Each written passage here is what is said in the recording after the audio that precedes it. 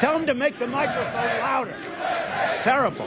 At a weekend rally in Las Vegas, Donald Trump's speech was plagued by technical problems, and a seething Trump became increasingly frustrated. He just came up. Are the teleprompters not working, sir? Not even a little bit. Great job. And then I don't pay the company that does it, right? And then I end up with a story Trump doesn't pay. I don't pay contractors that do a job. And that's a job. That's a job. You can't read a word. A few minutes later, Trump spoke about his teleprompters again. And by the way, just in case you're wondering, I got no teleprompters, and I haven't from the beginning. These people. That probably means we'll make a better speech. No, I got no teleprompter. You know, I pay all this money to teleprompter people, and I'd say 20% of the time they don't work. They don't work. The thing's waving around. They can't tie it a little bit tighter. So I'm trying to look at. So we're all in this together, everybody. We're all in this together. Just a mess. Without a written speech to guide him, Trump veered into stream of consciousness topics. And amidst the heat, it got bizarre. By the way, isn't that breeze nice? Do you feel the breeze? Because I don't want anybody going on me. We need every voter. I don't care about you. I just want your vote. I don't care. See, now the press will take that, and they'll say, he said a horrible thing. No, the press will report he said, I don't care about you. I just want your vote. At another point, Trump spoke about death and whether it would be better to die in the ocean from electrocution or from a shark attack.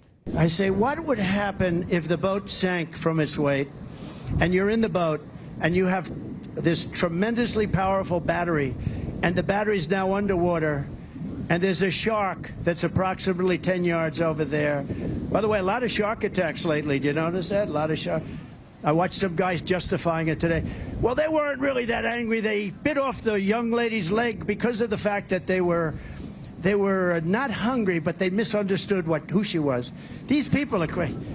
He said there's no problem with sharks. They just didn't really understand a young woman swimming now really got decimated, and other people too, a lot of shark attacks. So I said, so there's a shark 10 yards away from the boat, 10 yards, or here.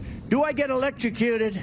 If the boat is sinking, water goes over the battery, the boat is sinking. Do I stay on top of the boat and get electrocuted? Or do I jump over by the shark and not get electrocuted? Because I will tell you, he didn't know the answer. He said, you know, nobody's ever asked me that question. I said, I think it's a good question. I think there's a lot of electric current coming through that water. But you know what I'd do if there was a shark or you get electrocuted? I'll take electrocution every single time. I'm not getting near the shark. At several points, Trump glitched out. Especially African Americans and Hispanic and African Americans and Hispanic Americans and African Americans are the ones suffering most with this incredible illegal alien group that's coming in and staying at our luxury hotels. And halfway through the speech, dozens of people departed. Donald Trump is speaking right now. So when we get in, and all these people are leaving. I don't get it. Look at all these people leaving right in the middle of the speech. Are they bored? I don't understand. Why are you guys leaving? Why are you guys leaving in the middle of the speech? I don't get it. Why is everybody leaving? To be fair, temperatures did reach above 100 degrees. 6 people who were at the rally were hospitalized. 24 other people received medical help on site. So perhaps some people did not feel like risking their lives to hear Trump ponder electrocution versus shark attacks. Anyway, the rally produced some intense reactions on social media. As the Raw Story headline said, he is senile. Trump's batteries and shark attacks rant causes mental health questions. Meanwhile, President Biden spent the weekend in Europe meeting with U.S. allies and talking about the Russian war in Ukraine and Israel's war in Gaza against Hamas. The campaign contrast to many analysts was clear. There's all this material. There's this craven speech in Nevada in the sweltering heat where he flippantly talks about a woman who lost her leg in a shark attack, and he makes it fodder for his speech.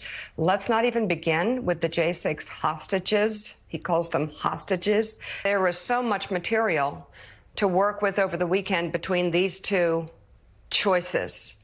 One on the right who promises to be a dictator, who promises to exact retribution on anybody who made him angry or held him accountable, and one on the left who, again, you may not agree with his policies and his legislation. He endorses democracy. He agrees with democracy. He wants to preserve our democracy. There's the choice. According to the latest polls, the choice now favors President Biden. After trailing Donald Trump for months, the polls show President Biden has gained a few points in the wake of Donald Trump's criminal felony convictions. Among voters across all 50 states, former President Trump leads President Biden by 1 point, 50-49. But if we're looking at voters across the 7 states identified by CBS as the battlegrounds likely to decide the election, those numbers are flipped, and President Biden is ahead of his predecessor by 1 point, 50-49. First of all, context. Voters do not rate the trial as anywhere near as important as things like the economy and inflation, things where Donald Trump has advantages. But we do see a little bit of activation there, especially among the Democratic base, of voters for Joe Biden who are now more motivated by opposition to Donald Trump. Specifically, the number of Joe Biden voters who say that their primary reason for voting for Joe Biden is to oppose Donald Trump is up, and it's now a majority of his vote. We've also seen folks among the Democratic base a little bit more motivated to turn out, kind of erasing some of that expressed turnout advantage that the Republicans had in the battleground states, and among a couple of key demographic groups, independents, et cetera, where Biden gets a little bit of traction there. In other words, enthusiasm for Joe Biden is up among independent and moderate voters, and Democratic Party energy has increased. Also, you heard the reference to Donald Trump leading on economic issues. Well, Trump's lead on the economy is shrinking. The Biden campaign appears to be doing a better job now in highlighting economic realities, including that President Biden created twice as many jobs in his first 3 years in office as Donald Trump did in his first 3 years pre-pandemic. Also, the unemployment rate has been lower under President Biden. The stock market has reached record highs, and Americans during the Biden administration have more money in retirement and savings. The numbers do not lie, and at a certain point, on top of the Biden campaign gaining ground on the economy, more voters will pay closer attention, and the facts about the economy will start to sink in. So the trend line for President Biden is strong. For Donald Trump, the hurdles will only intensify. And on top of Trump's legal and policy challenges, Trump is getting hit now with some of the same concerns that voters have long had about President Biden: age and mental fitness. It is clear that Donald Trump has slowed down and often seems incapable of completing his thoughts or staying on topic. So, broken teleprompters and microphones take on added significance. Trump veers into weird tangents like naval ship electrocution and shark attacks, and Dementia Don keeps trending. Add in Trump blowing his gasket when things don't go well, and you have a Republican presidential nominee who is literally sinking. By the way, one of Donald Trump's fiercest supporters in Congress, Marjorie Taylor Greene, is now getting snubbed by Donald Trump. As somebody who'd be a great running mate for Donald Trump, I just wonder what you do with that. Well, you know what? I think if he asked me, I would definitely give that some strong consideration. For over a year, it's been more than just consideration.